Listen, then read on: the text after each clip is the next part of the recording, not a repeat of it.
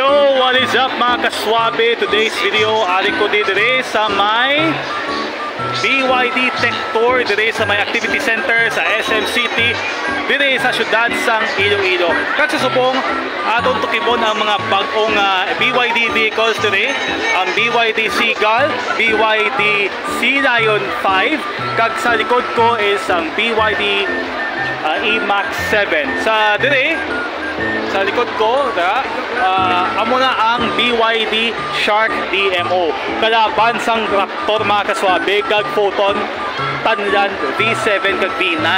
So mga kaswabe, aton na itanawon ang mga pinase nga salakyan. Which by the way mga kaswabe, amo na ang mga all electric kag hybrid vehicles. Why say mga gasolina, diesel, ano na yan? Because BYD is all about efficiency and Mother Nature saver or Mother Earth saver mga kaswabe.